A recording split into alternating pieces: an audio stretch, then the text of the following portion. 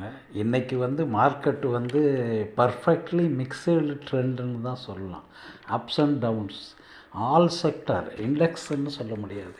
All செக்டார்ஸ்லேயும் shares மேலே போகிறதும் கீழே வர்றதும், மேலே போகிறதும் கீழே வர்றதுமாக இருந்துச்சு. மேக்ஸிமம் மெட்டல்ஸ் அண்டு ஆட்டோ தான் க்ரீனில் இருந்துகிட்டு இருந்தது.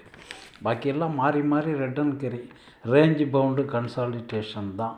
இன்றைக்கி பிரேக் அவுட்டுக்காக வெயிட்டிங் பண்ணிக்கிட்டு இருக்குது மாதிரி தெரிஞ்சுக்கிட்டு இருக்குது. ஆனால் அந்த 200 பாயிண்ட்டுக்குள்ளேயே இருந்துக்கிட்டு இருக்குது. காரணம் எஃப்ஐ செல்லிங் லைட்டாக போய்கிட்டு இருக்குது. மேலே உயர்றப்ப விற்கிற மாதிரி பை விச் எக்ஸ்சேஞ்ச் ரேட்டு 89.48க்கு இன்றைக்கி போயிடுச்சு.